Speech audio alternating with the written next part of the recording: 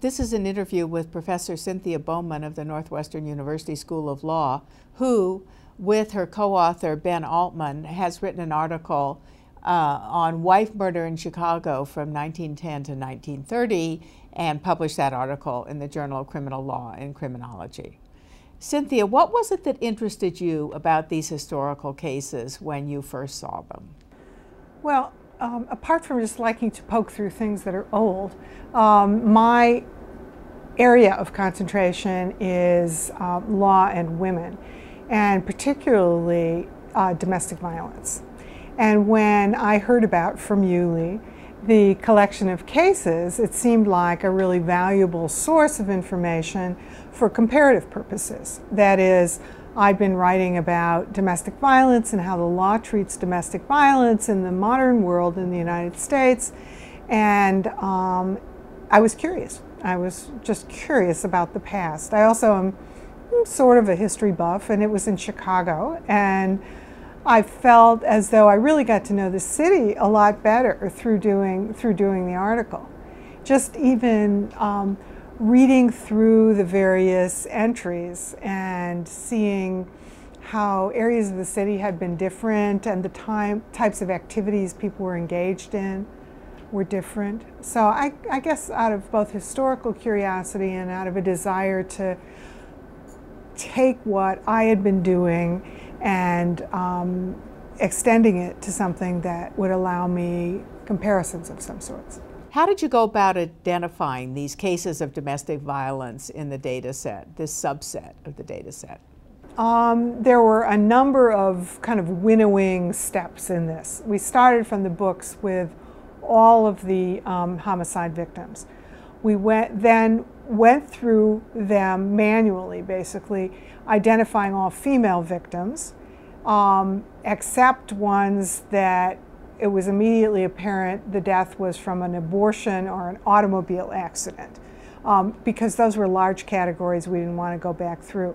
We then went through all the female victims, looking for those in which the woman was murdered by an intimate partner. The police generally recorded enough information to pick that out. That is, lovers quarrel, husband, common law husband, etc. There were some, however, in that set that were nonetheless ambiguous because you didn't know, if the person, though they had the last name and the same address, was in fact the father or the brother or the uncle, if the police hadn't been more explicit. So we decided to limit to a finite data set that was people that we could identify from the records as married. Now, we included common law married in that, even though Illinois hasn't recognized common law marriage since 1905, because the police seem to have, common law wife, common law husband, living together as husband and wife. So that got us down to a set then that was 391 cases. That still understated the amount of intimate partner violence in Chicago during that time, because there were many other cases where it was, say, a boyfriend or a suitor was the word that they used a lot then, was jilted and came back and killed the former girlfriend, even though they had never been married. And we estimated there would be at least another 107 cases that would be added to the subset if we had included them, but then we couldn't have been certain that we had an identifiable group to study. This category of intimate partner relationships is a very interesting one, and it's one that criminologists have done a great deal of work on. And for example, the FBI has its own category, and your comment about common law marriages not being recognized by the state, but the police indicating whether or not there was a common law marriage is very interesting and very important. The police seem to recognize these relationships. Now, did you look at the whole period or just part of the period? We started in 1910 and went from 1910 to 1930. We did that. I mean, most of the domestic violence cases, in fact, occurred during that period, so we had a large enough number. And it was an interesting cut into history. That is, it included both sort of Victorian, that is pre-World War I, and included the 1920s, sort of the beginning of the modern sexual mores and women's enfranchisement, and they're coming into a new role in the economy, and went right up until the Great Depression. In terms of incidents, was there a decline in incidents in the World War I period? That's what you would expect when so many men are away or off at war. Surprisingly not, and that was one of the surprises that that led to our biggest surprise in a way. That is, yes, men were away, and so domestic violence was down within the European American communities. But World War I created a big labor shortage in the Chicago area, and newspapers, particularly the Chicago Defender, a black newspaper, advertised in the South saying, jobs are plentiful, come to Chicago. And so it was really the beginning of the great migration of African Americans to Chicago. And so, in fact, numbers then soared, and in fact, domestic violence began to spike. Talk about some of the differences you observed between the cases involving African Americans and the cases involving Europeans. The rate of violence was much higher in the African American groups than in the European American groups. This surprised us, and in fact, it disconcerted us a bit at the beginning. Like, how do we present this? How do we explain it? Both of us, certainly, and definitely and still rejected notions that African Americans are somehow more violent. What was causing this phenomenon in the absence of some, constitutional issue? And so we wrestled with that a lot and thought about that a lot, and I think came up with a number of different suggestions that might explain this. One of them was that it seemed historically as though groups that had come into Chicago from very different communities, largely rural ones. The prime example was the Polish peasant, which the Polish peasant in America is one of the famous books that was studied by the Chicago School of Sociology.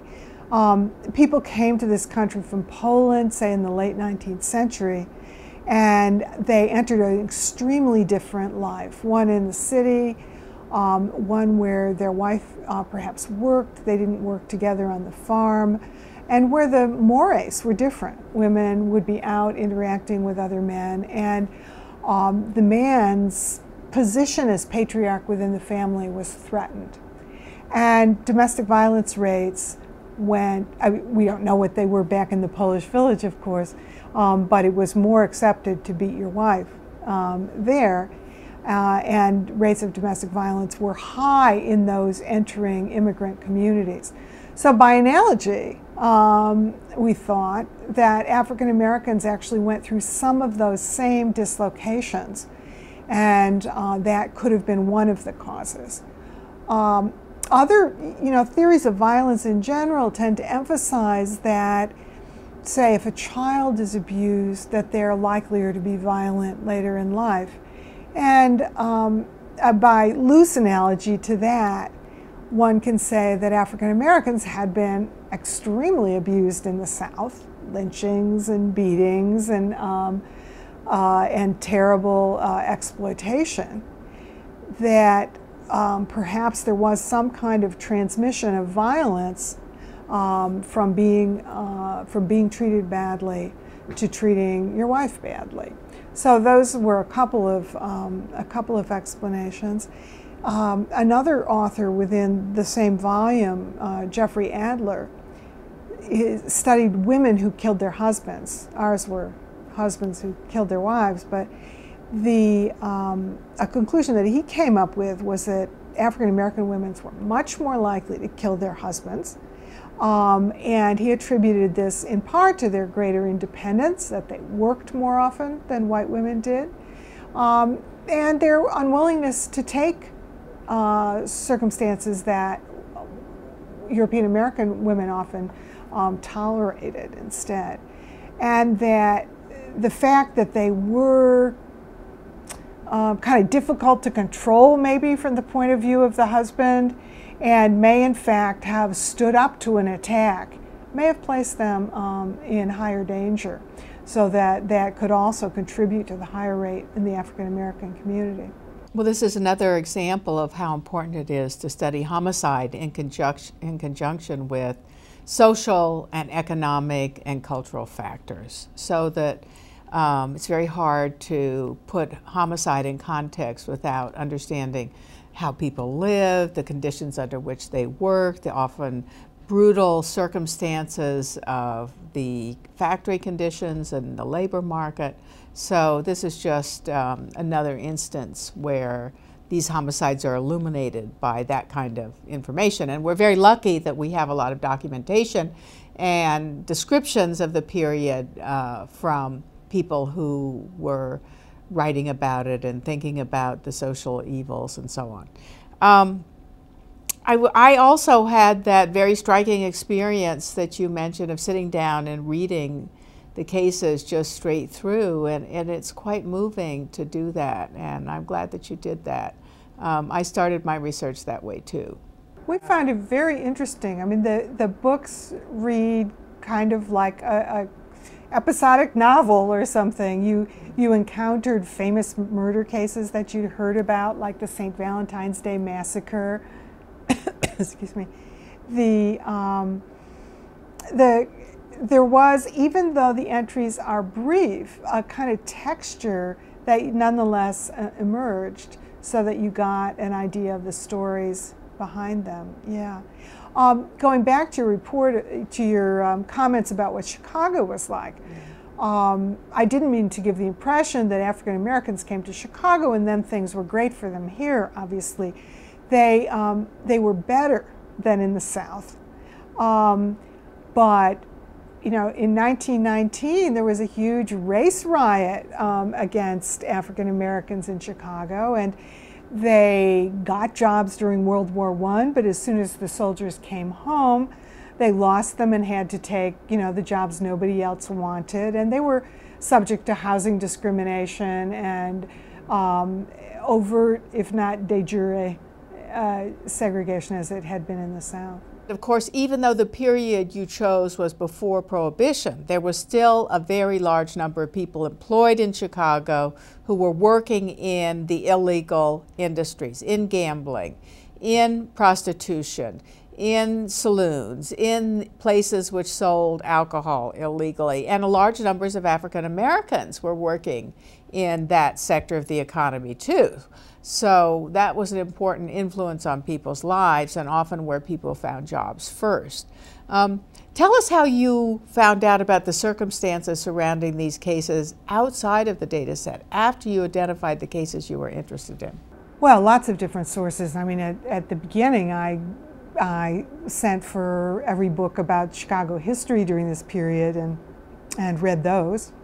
Source of immense education to me. And some of them are, you know, short, succinct. I think you read the Spinney book as well. What is it called? Chicago City of Broad Shoulders or something? Oh, yeah. It was a very short and wonderful introduction to Chicago history that I'd recommend.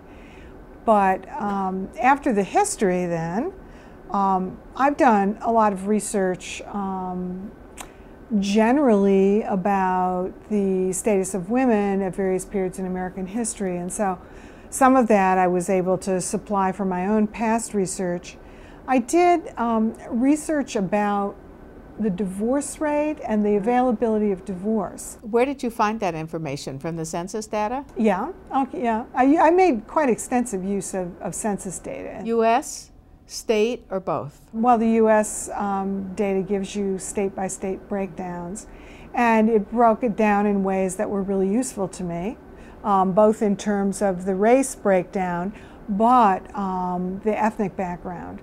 and how many were first generation immigrants. So all of that was really useful because it allowed for correlating a bunch of different factors to the rates that were accelerating throughout this period. What did you expect when you looked at the divorce rate? What did you expect would be the relationship between changing incidence of divorce and the homicide rates? Well, in fact, you would expect contradictory results from this, because if divorce rates rising as they did during this period was a sign of increased marital conflict, then conflict that escalates could become domestic violence.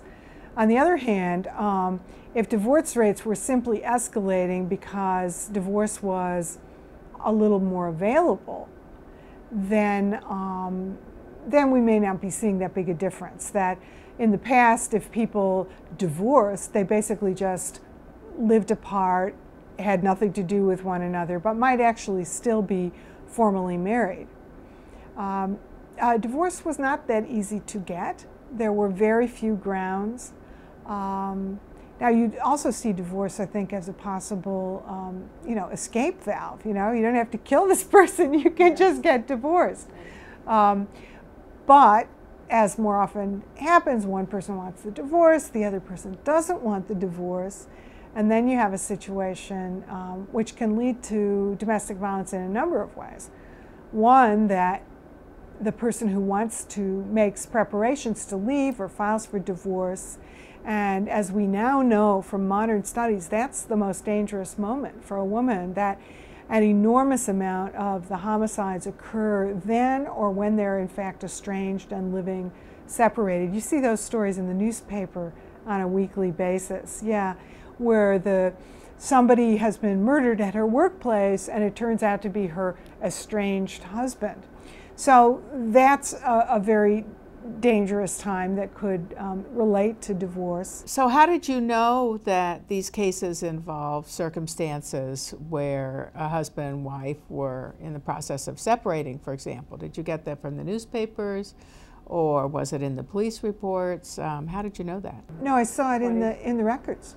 Now, how the police got these little comments is a mystery to me. I don't know if you know more about it, but they would write down, presumably by interviewing people on the scene or interviewing neighbors, or if they caught the offender, him, why'd you do this, the perceived motivation for the murder.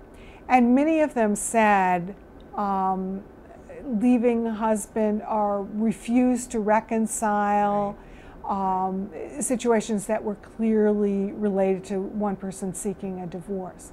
That's my assumption too, that the police interviewed people at the scene, they talked to witnesses, or the murderer was arrested at the scene, or it was apparent from circumstances exactly what had happened. That raises another interesting question about these records and what they were used for. It's pretty clear that the police used them to prime themselves, to refresh their recollection, because the police were responsible for bringing evidence about the murder, the circumstances of the murder, to the grand jury. The state's attorney didn't do that, the police did it. So these records served as their written memory of what happened, because the grand jury wouldn't necessarily meet right away. That would add, I think, to the presumed accuracy of the records, because they were particularly useful to the person who was in fact noting it down. He wanted to get it right. Was there an important or dramatic change in the law regarding divorce during this period? Something that might have made a difference in the homicide cases or in the circumstances of these women? No, it was gradually getting easier to get in general, but for poor women it was still very hard, because they needed an attorney, and the legal assistance offices that existed during that period turned around and started de-emphasizing divorce as a remedy. That is, actively discouraging divorce, urging reconciliation, and refusing to represent women in family court. So many of the important social service agencies, such as Hull House, or agencies which were supposed to help women who were in difficult situations, which would actually actively discourage them from seeking divorce. There was a agency called the Chicago Protective Agency, which was founded in 1885. And it's interesting because most organizations called protective agency had to do with children. They're the early sort of child abuse organizations. And the Chicago Protective Agency is the only one that's been identified as having part of its goal relate, in fact, to domestic violence. Which is not to say that researchers who have studied protective societies, say one famous study is in Boston, discovered in the cases about children that domestic violence was constantly brought up. But they didn't really want to hear about that, and they weren't going anywhere with that.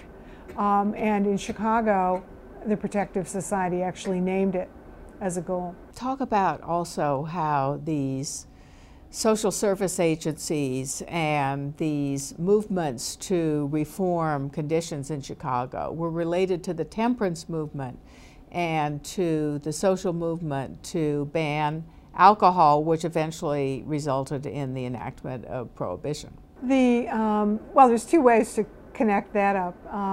One is that the temperance movements in the United States was one of the few movements prior to the 1960s, the women's movement, that noticed and made a social issue of domestic violence. The underlying theory was that alcohol directly caused the violence. And men were going out and spending their money on alcohol and then coming home and beating their wives. And therefore that you had this kind of two-front battle. You had to get rid of alcohol in order to address domestic violence, but it's something that very much motivated those reformers. Then there's the whole separate question, which is a very controversial one, about the extent to which alcohol use or excessive alcohol use in fact does relate to domestic violence. There are notations in a certain number of the cases that the husband was blind drunk when he assaulted his wife. And in modern cases, alcohol is noted a lot in cases resulting in domestic violence, including alcohol use by the two of them. Yes. At the time. So one would think, well, then did domestic violence go down during Prohibition? And no, the answer is no, it did not. But that tells you almost nothing, because during Prohibition in Chicago, it was very easy to get a drink. Liquor was illegal, but nonetheless available. Tell us how your work on the historical cases fed into the work you do on contemporary issues of domestic violence, and how the historical context related to the contemporary cases. A good deal of it, what I was interested in looking at were things like why do men beat their wives? Why do they kill their wives? Obviously, that's, if you're in this area, you're pretty interested in that topic. And looking at other examples, and obviously cross-historical research allows you to do that. Have the reasons changed? Are they in some way universal or what? And the police, as I say, noted down what they perceived to be the cause of the quarrel leading to the woman's death. And so I was able to categorize the homicides according to the perceived motive in most cases. And they mapped onto modern explanations as well. The jealousy as a motive, some kind of threat of the woman leaving.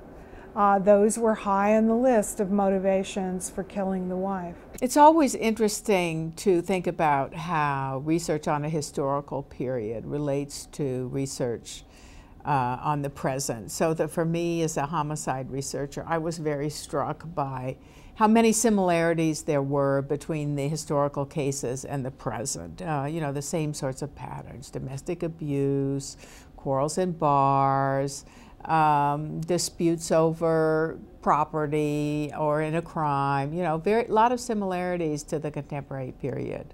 Well, I, like you, was struck by a lot of the similarities.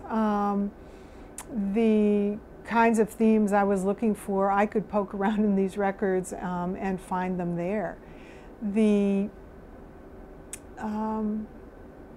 Certainly as to motive, the fact that the presence of a gun in the house was an extremely good predictor of a homicide in a domestic violence situation. Same thing today. I mean, obviously a death is more likely to occur in a quarrel if a gun is used as the instrument. One very interesting phenomenon is the frequency of suicide among the offenders. It almost became that we looked for cases in which there was a suicide in order to identify a domestic violence, because a very high percentage, almost half, in fact, committed suicide. And the husbands. And that's a phenomenon that in each of these instances I did research to try and find the comparable data in a contemporary data set.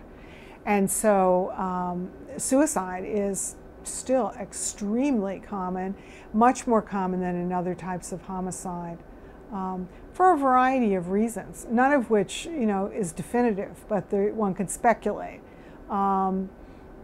Some speculate guilt. A more kind of satisfying one that goes, I think, to the essence of what these kinds of relationships that result in domestic violence are like. And you have to remember here that killing your wife is probably not the first act of domestic violence.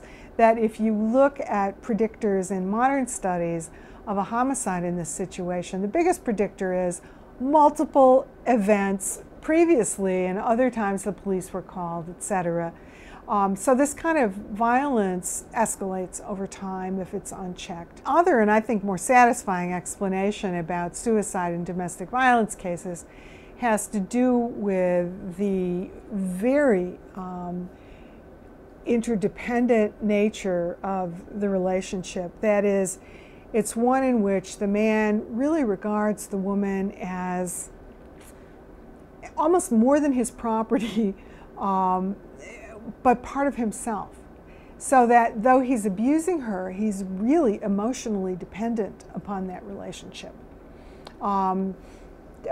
Domestic violence offenders often have walled up their wives, that is, really confined their lives. They don't want them to see their families, they don't want them to go out, really controlled their money, the conditions of their existence. And the thing they actually fear the most is abandonment.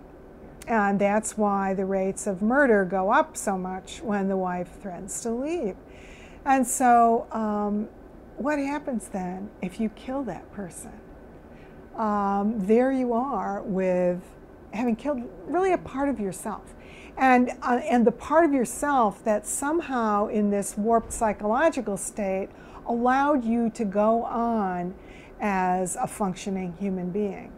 And I think that's a much more satisfying explanation for why then you might end your own life at the same time. Yes, well, this group of cases is very interesting, and Professor Jeffrey Adler, who has contributed an article to the Journal of Criminal Law and Criminology, has written another article using cases from the data set about murder-suicides at the turn of the century. And he made this very striking finding that in the small group of cases he discovered, they were all ethnically German Americans. And you can think about that and wonder why that was the case. But, you know, it's a bit distressing that we don't see that rates of domestic violence are going down. We would hope they would be going down in the contemporary situation, but they don't seem to be. In newly arrived immigrant communities. I mean, the Germans in the time Adler was writing about were that community, right? They were then succeeded by the Poles in Chicago. And the explanation that I have about dislocation and initial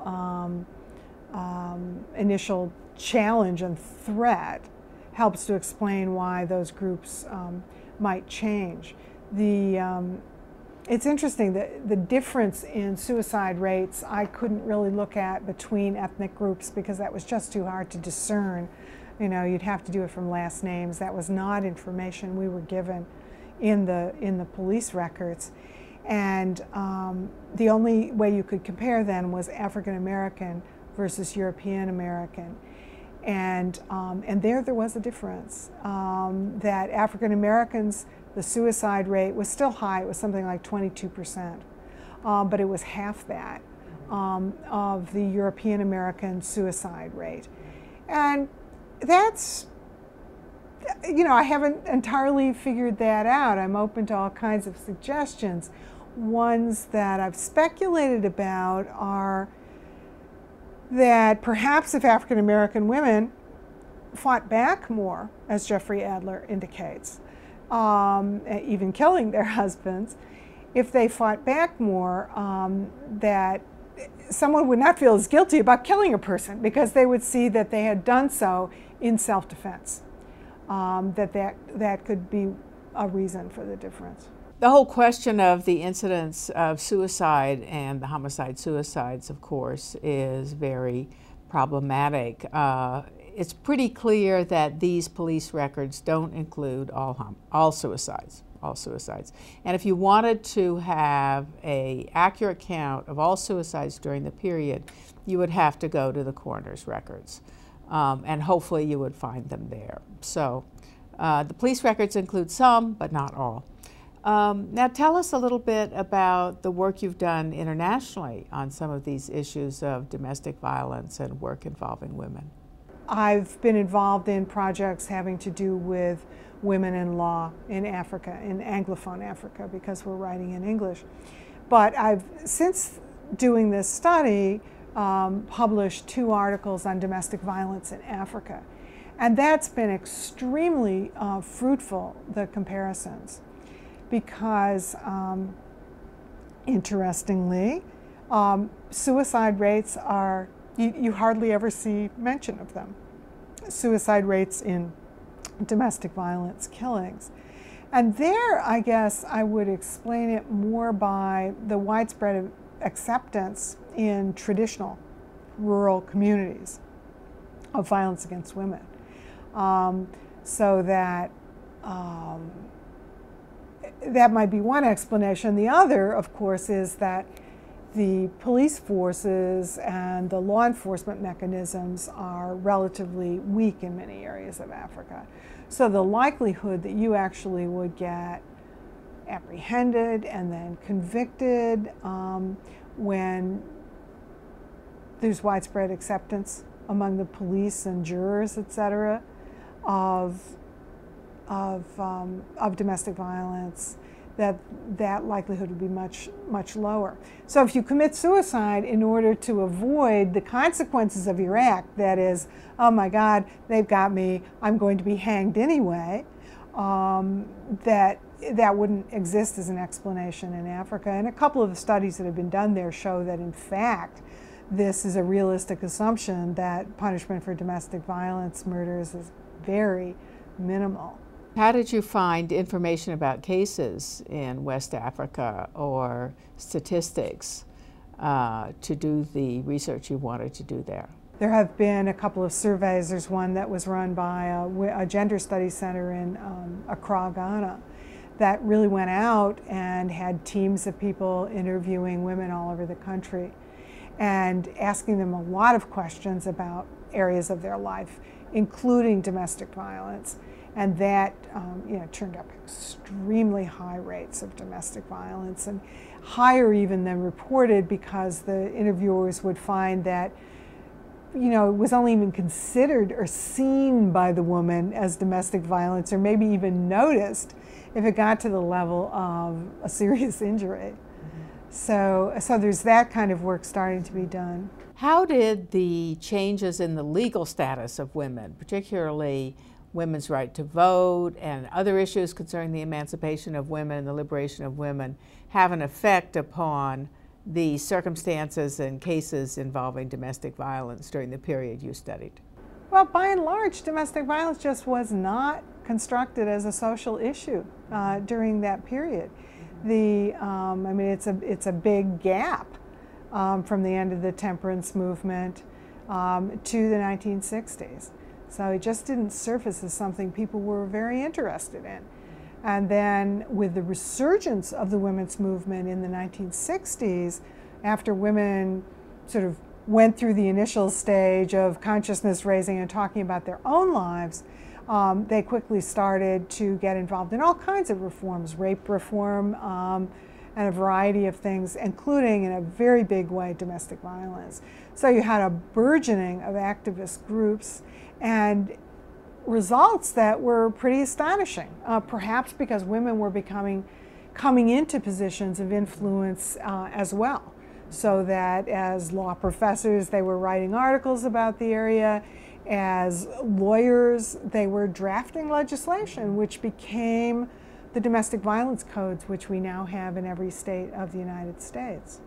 So that there's a remedy accessible that was totally inaccessible to women back in this period of time. So if a woman had wanted to seek a legal remedy in our period from 1910 to 1920, was there any legal instrument she could use to help herself? If you were looking at it just theoretically, yes, that would be so, which is the reason ultimately that the new domestic violence codes were written in the 1970s mostly, because it wasn't being prosecuted as an assault, even though every time you hit somebody it's a battery, right? It wasn't being prosecuted, and therefore they felt the need to have simplified procedures that named exactly what they were targeting. You know, abuse and listing off what constituted abuse of a family member by another family member, and then making the system user-friendly. Back in the 20s, when women went to court, they had stopped prosecuting these as criminal offenses. The notion was, no, this is really a family matter, and what we need to do is deal with it as this unique category of crime, and so they were dealt with in domestic relations context instead. And the typical thing that would happen to a woman in 1920 when she came in to complain then was she'd probably be asked a lot of questions about how good a housewife she was, and you know, whether she washed the dishes well enough and had dinner ready on time, and all of those things that men, you know, get mad at their wives about, but are not the reason that they kill them. I mean, there's something about the man's psychology that turns a late dinner into a death, right? She'd be put kind of on the defensive, like it's your fault, right? And then sent home with an appointment slip for a week hence when she and her husband were to come in, and the effort then would be reconciliation. Now, that's very different from the modern approach because of what we know about that situation. Sending a woman home at that time is extremely dangerous, right? The husband is likely to go berserk that she's gone to the authorities, and it doesn't interrupt the violence, really. There's no protective order such as she could get now. There's no services that are available to her. And for most women in the 1920s, unless they were wealthier and had lots of family members around, they didn't have anyone to whom they could turn. Now we have shelters and domestic violence advocates agencies that offer women a lot of services in relation to getting a job if they don't have one, to figuring out how to live her life as she emerges from a situation in which she was a traumatized victim and needs to be able to recover from that as well. In the past, women who were domestic violence victims, both here and in Africa, could rely on their extended families. But that's an interesting thing about the 1920s. This is the period when people were moving away from the countryside into the cities. And as they did so, they often then didn't have their extended family available. And if you moved from Krakow in Poland to Chicago, you left behind your family as well. If you were African American and moved from Alabama, they weren't next door to you in Chicago, so you couldn't retreat to their protection. Nor was the extended family there to monitor how people behaved. If you were treating your wife badly, who was there to know about it or observe it? Here's the city, the great center of anonymity, and cries may come from the next apartment, but you just turn up the radio. We know the changes in the legal institutions were very important during this period, and for example, the whole development of the juvenile court, which was founded in 1899, had a big influence on the courts and the way cases were treated. And with regard to cases of domestic relations, do you see changes in the institutions which might have been important in how these cases were treated? Initially, it was thought, and this is based on your notion of what causes people to commit crimes and what's the corresponding way to treat them, to punish them, to try and help them get better, or what's the appropriate response. It's a discussion that's still going on today, right? But initially, these were prosecuted as criminal matters with the assumption that this is an evil person, done an evil deed, we need to punish, right? In the period we're talking about, however, this thinking had changed, not only in relation to domestic violence, but in relation to other areas of criminology, to a feeling that, oh, this is coming out of bad economic and social circumstances or individual psychological maladjustment, right? Which, you know, is probably true. That's correct, right? But then the remedy was we need to just sort of try and adjust things within the family or attempt to address the unease and unhappiness. This isn't a period when psychological remedies had become as current as today. Remember, I mean, Freud had just been publishing his writings, and so you didn't have, you know, your neighborhood mental health center available to refer somebody to. So, although the analysis may have been correct about what the causes were, there really was an inability to step in and remedy the causes. And by assuming that you could deal with it, it left the woman very exposed, very vulnerable. And as we've come to find out from later studies, it's really, it may really be necessary, it is necessary, to involve the criminal justice system for a variety of reasons. One, that the community really has to show, we don't tolerate this, and this really is bad. And to show that person that this won't be accepted, and therefore to try and break through the cycle. But also to show other people, right? To deter other people. This isn't something that people just do and get away with.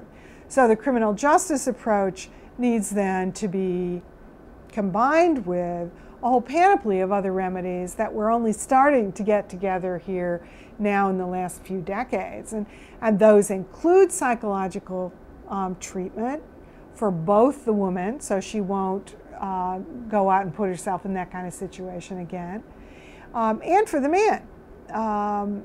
There's a good deal of skepticism about how much good psychological treatment does for domestic violence offenders, though.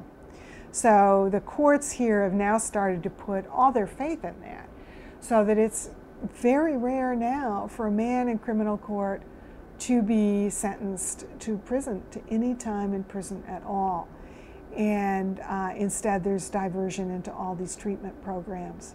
So we've gone, you know, kind of in the same direction in a way, and it doesn't seem to be very effective in terms of repeat violence. So do you see a similar kind of development in Ghana, for example, as we saw from the historical period up until through the 60s? Namely, that the cases tend to be moved towards the criminal justice system and to be given over to the criminal justice system for disposition. Well, a lot of the people, mostly women, who've become involved in this area are lawyers. And often it's increasingly common for women lawyers to have come and gotten an advanced degree in law in the United States or in the UK.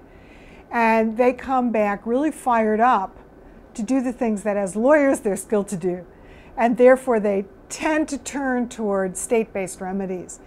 And you know, just in numerous countries, domestic violence codes have been drafted and introduced into the legislature, and they've been passed in a couple. South Africa has a very extensive, very good domestic violence code, which is in fact the second, a revision of the initial code. Do these recently enacted domestic violence codes in Africa tend to be modeled on American statutes? No, it's really interesting. They had hearings at which they took evidence about codes all over the world: Australia, New Zealand, England, obviously, Ireland, Canada, the United States, and then attempted to put together the best elements of the different ones, and then put it into operation and did another study like this, which examined how it was working, and then worked elaborate reforms based upon what that study showed as well. So domestic violence codes are something that people are pushing for and probably should. But there's numerous other problems. I mean, the police don't really have the resources to penetrate into all the parts of the country and enforce these codes. So that's something one would need training and just more resources. Yeah. Beyond that, you know, it's very clear that in Africa it's still quite linked to an ideology of patriarchy within the family and to the status of women.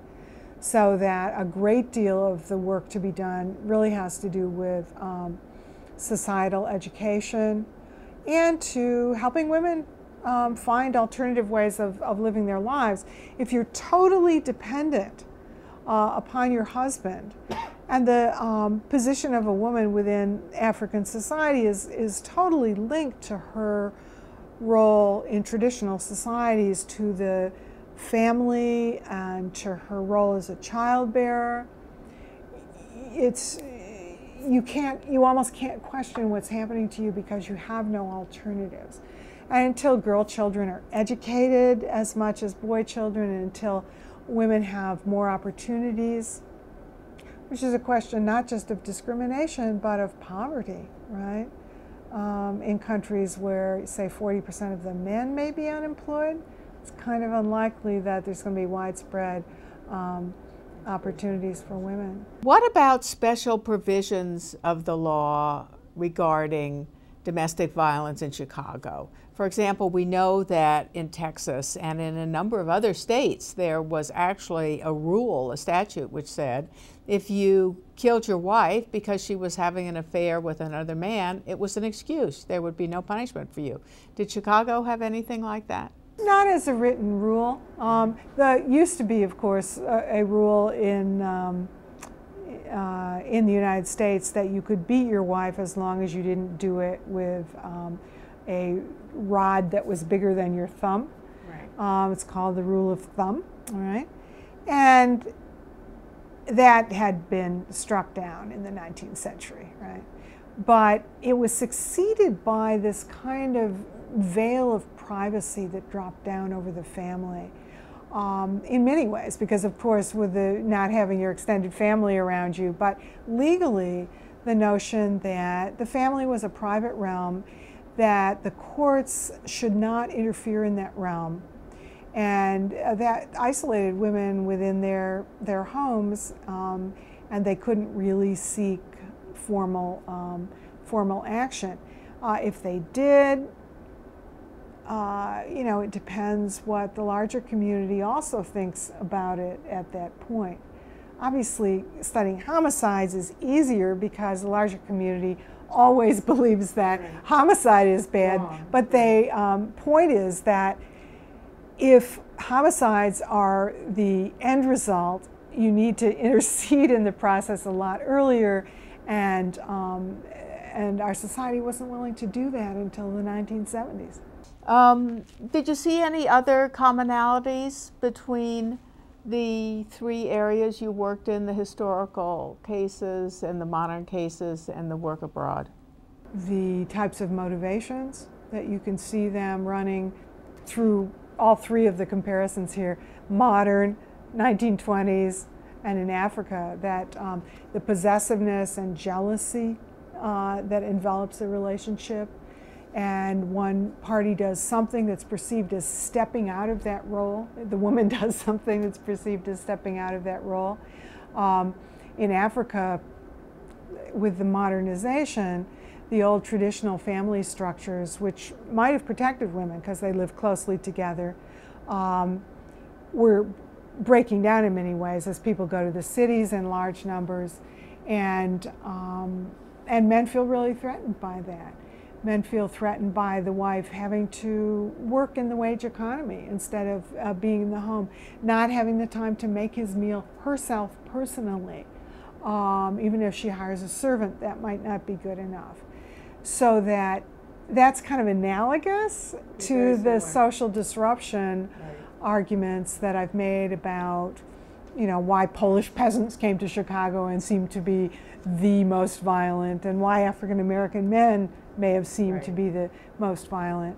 In some studies that were done of immigrants at that time showed that if you could do a longitudinal study and interview, or even just different generations within the same family, that if you interviewed the first generation immigrant, the person who had actually come from Italy, say, they had views that in the second generation had been modified substantially in relation to the rights of women and the status of women and their right to be free of domestic violence and what was acceptable or not.